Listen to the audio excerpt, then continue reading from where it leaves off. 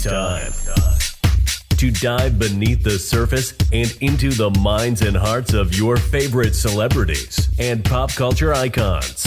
Welcome to Up and Adam. Hey guys, what's up? You're watching Up and Adam. My name's Adam Newell.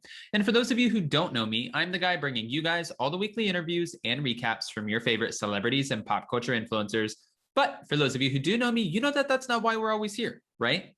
Guys, if you haven't already, go ahead, smash that like button, subscribe to my channel, and hit that notification bell because, well, you don't want to miss anything we have coming up. And with that, let's jump right in. Okay, guys, so you remember Vanderpump Rules. I mean, at this point, who doesn't? They're working on their 9th season now, and they've already started filming. I have a few questions when it comes to that, but that's not technically what this is about. It's about one of the former castmates. So, guys, we are here to talk about Stassi Schroeder and how she's openly discussed here recently how the Vanderpump Rules firings severely affected her life. She said that they ruined things. Honestly, her whole life was turned upside down, and she's not the only one who spoke about this. Lala Kent went on Zach Peters' podcast and even said, you know, Stassi said some dumb things. We all say dumb things, but Stassi said or did some dumber things, obviously, enough to get her fired. And she lost everything. Think about it, guys, the endorsements, the podcast. She was touring. She was literally being set up to have her own TV show one day as a talk show host. I mean, she was doing everything right until she got caught doing something wrong. And she wasn't the only person that was fired from Vanderpump Rules, guys. If you remember correctly, we lost Max Boyens, Brett Caprioni, Kristen Doty, Jax Taylor, Bo and Brittany only by default because, well, their significant others were the main cast members of Vanderpump Rules. And I believe that's it if I'm missing anybody. The point is they were caught up in cancel culture. And when you say and do things, unfortunately, there's consequences for your actions. Stassi wasn't the only one who said that she felt like her life was ruined after this. So did Max Boyens. He was really excited to be a part of the show. He fit in great with the Toms. He was, you know, kind of changing his life. This is life-changing.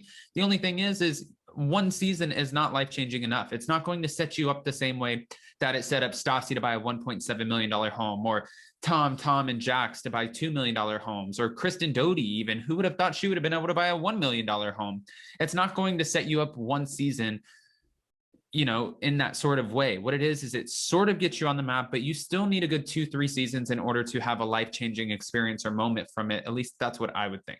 Now, Lala Kent was hoping that they would not fire Stassi Schroeder, that they would take the cameras and to use this, I guess, as a teachable moment. But Lala suggested that production should have had the cameras around her while her whole world was crumbling down, while she was losing all of these endorsements, while she was, you know, going through this traumatic time, while also finding out that she's pregnant. Now, I'm not sticking up for anybody at all. Again, I think if you do wrong, then eventually it comes back to bite you. And, you know, this was an awful situation. If you guys aren't aware of what happened, Stassi Schroeder and another cast member, Kristen Doty, thought it would be humorous, I guess, to call the police on Faith Stowers, who used to always hang out with Lala Kent.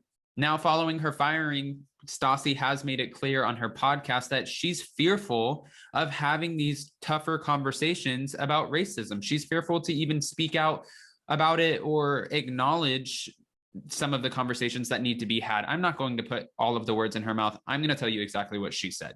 I've been really apprehensive to share what I've learned over the past year because I know a lot of people want to pick apart or make fun of or even call things performative. But she said that Bo and herself, they had the tough conversation and decided that they need to talk about it. They have to talk about some of these issues that are going on today's, you know, problems, what's happening in the world, because they still have these platforms.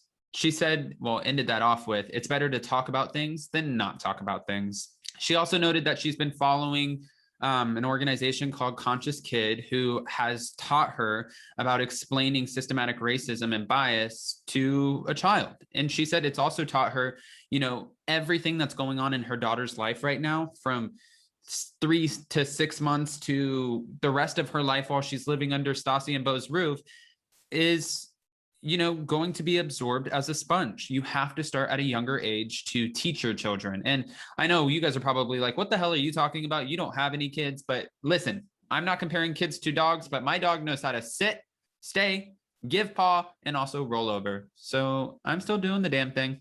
Just saying. Stassi also told us, even though the time of finding out her firing came right after she found out she was pregnant, she was excited. And this was another thing that ruined for her. She was excited to do this gender reveal, even though she explained that she always thought that big gender reveals were kind of silly because who actually cares about the gender of the baby? Usually it's only the parents and the immediate family. So why do a big gender reveal?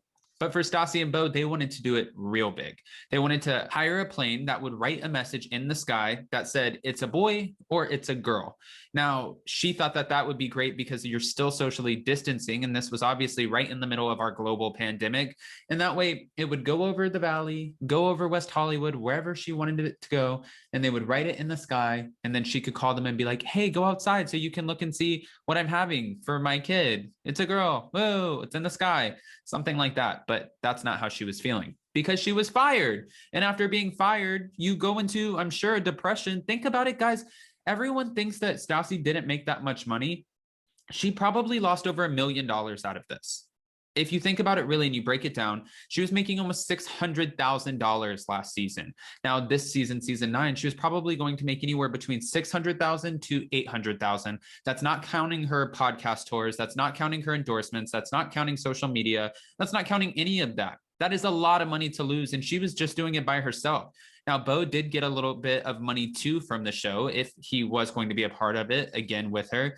And had that have happened, you know, he would have got a nice little kickback too. Not a lot of money, but it still adds to the till. It adds to the pot and it could help them, you know, pay off their house or do whatever they needed to do. Right. So getting back to Stassi, she said that we weren't ready to celebrate in such a big way. It became depressing for her. And okay, that is what it is. Now, everyone's biggest question too is, you know, obviously the firings did feel like they were life ruining to these cast members who lost their jobs. But with that aside, you have to keep moving forward. So where are they going to end up? What is Kristen Doute going to do for a job? Stassi Schroeder, to be honest with you, I feel like over time, she will be welcomed back to TV in some capacity. I feel like she is just a reality TV personality. I mean, not is just, but she has that down and she's so good at delivering a show, even though I don't condone any of the things that were said or done when it came to Faith Stowers. I'm just telling you, looking into the future, I feel like some network will probably give her a job in some capacity. For Kristen Doute, I don't know if making t-shirts out of her back studio room is going to necessarily suffice. Tom and Ariana, Tom and Katie, they're all fine because they're still on the show. Max Boyens, not quite sure. He worked in a restaurant to begin with, so maybe one day he'll own his own restaurant or continue to work in a restaurant. I don't actually know. But for Jax Taylor, I guess he's trying to get on HGTV. What the hell is going on? I'm not sure, guys. I'm curious, though, what you think about the Vanderpump Rules firings. And I'm also curious, what do you think is going to happen to some of these cast members who lost their jobs? How are they going to pay for these houses? Will they make it work? And will they make it back to TV? What do you think about Stassi feeling like everything was the end of the world for her? So many questions to which I need so many answers. Guys, if you haven't already, go ahead, smash that like button, subscribe to my channel, and hit that notification bell because, well, you don't want to miss anything we have coming up. And with that, we'll see you next time. Bye, guys. Check us out every Monday and Wednesday. Thanks for watching Up and Adam.